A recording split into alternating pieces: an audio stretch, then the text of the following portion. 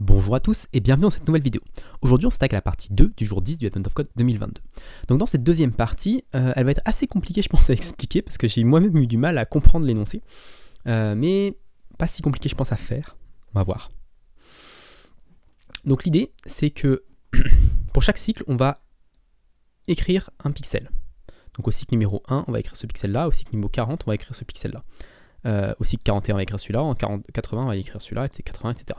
Donc on va écrire pour chaque cycle un pixel.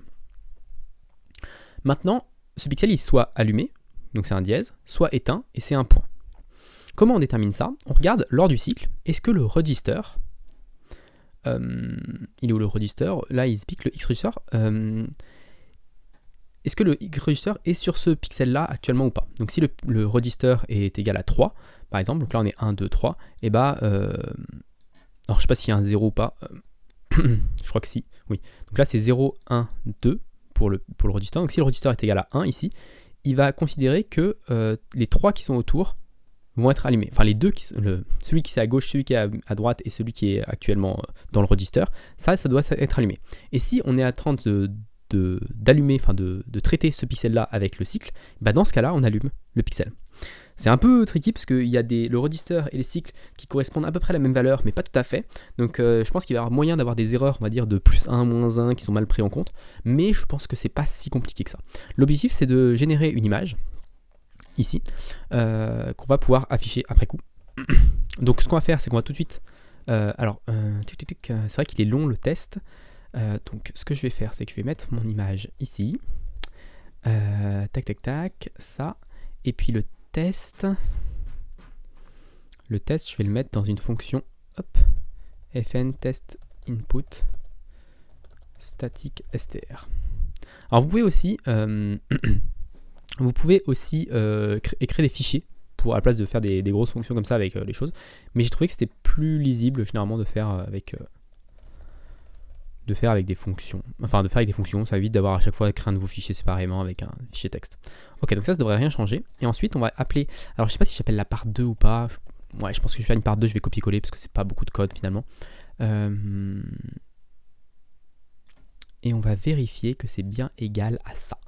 Alors, ce qu'on va faire, c'est qu'on va quand même enlever les retours à la ligne et je vais faire un point trim derrière pour enlever le début et la fin. Ok, maintenant on n'a plus qu'à créer notre. Ça, je peux le mettre en... Bon, test input, il va toujours râler parce qu'il n'est jamais utilisé il est utilisé que dans les tests.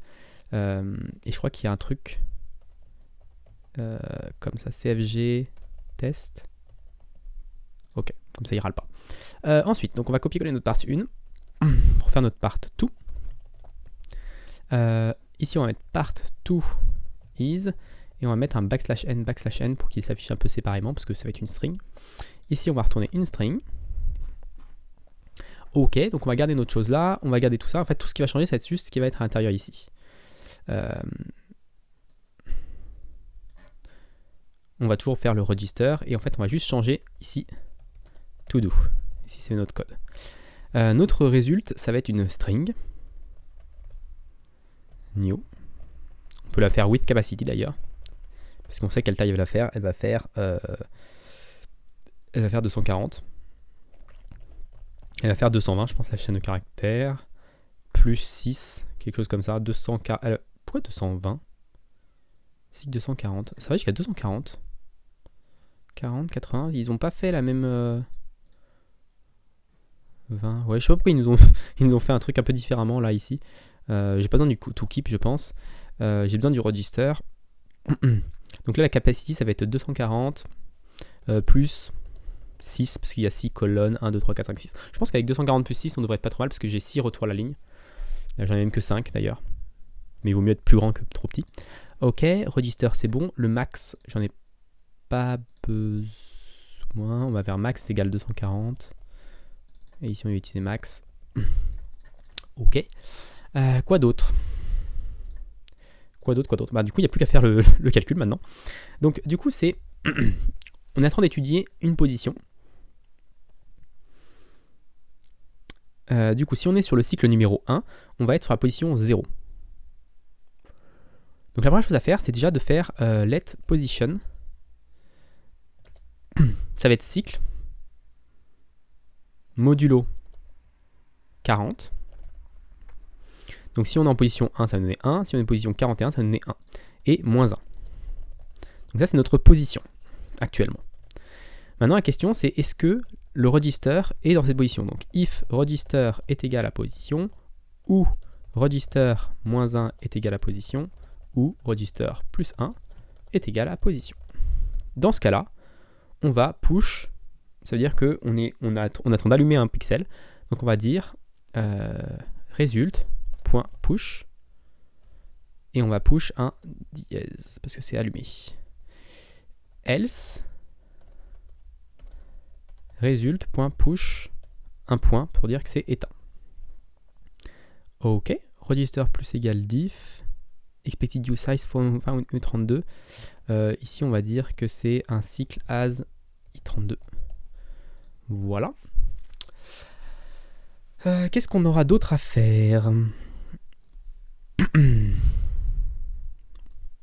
Et après, la seule chose à faire, c'est if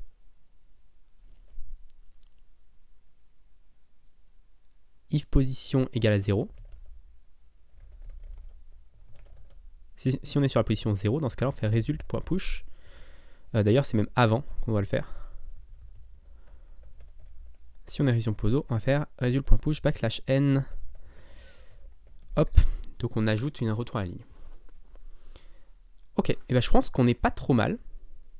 On va faire cargo test bin 10.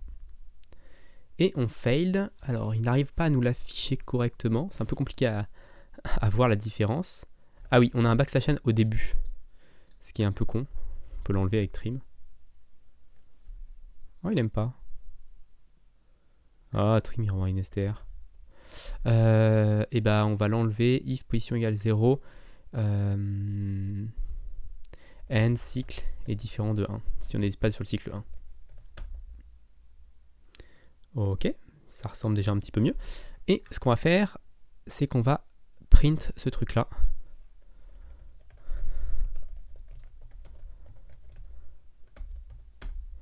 Pour le voir de manière lisible. Et on va print également celui-là.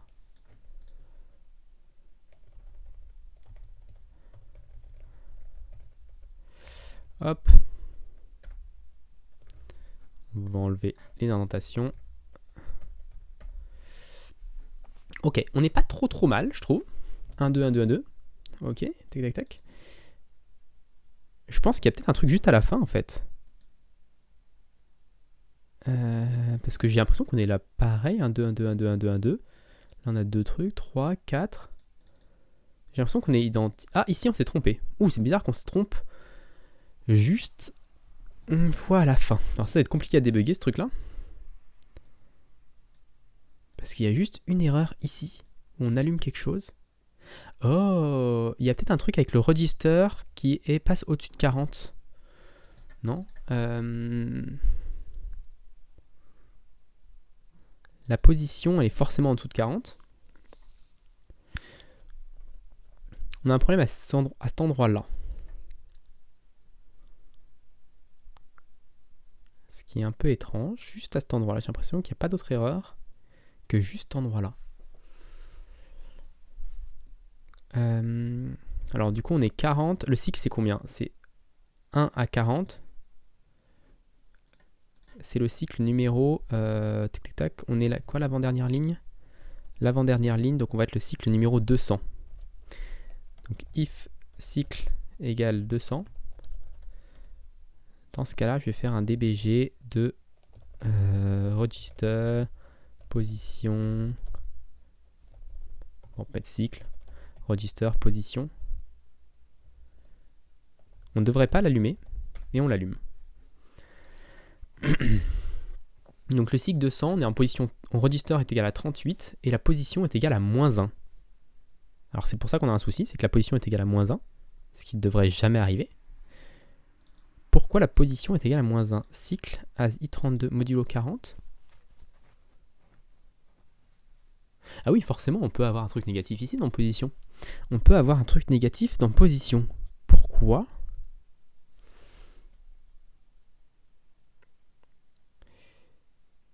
Ça va être cycle moins 1. Modulo 40 plutôt. Quelque chose comme ça. Et là, on passe les tests. Ok. Ok, donc c'est pour ça. On pouvait se retrouver avec une position négative, ce qui posait souci.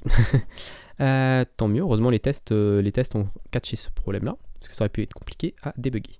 Ok, donc j'enlève mon println. Je vais enlever mon dbg aussi sur le cycle 200. Ok. Et ensuite, on n'a plus qu'à faire notre cargo run. Je crois que je l'ai déjà mis. Oui. Donc, cargo run. Pour le binaire numéro 10, on obtient ça. Et maintenant, il faut lire. Alors, c'est un R, J, E, R, P, E, F, C.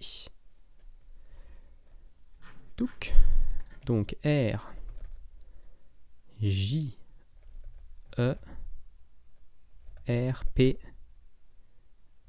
E, F, c'est un captcha à relire, C. Submit. Et c'est la bonne réponse, donc on a notre 20e étoile. Donc voilà pour cette vidéo, j'espère qu'elle vous a plu. Si elle vous a plu, n'hésitez pas à vous abonner à la chaîne et à la partager autour de vous. Et puis moi je vous donnerai très rapidement pour la suite de ce Advent of Code.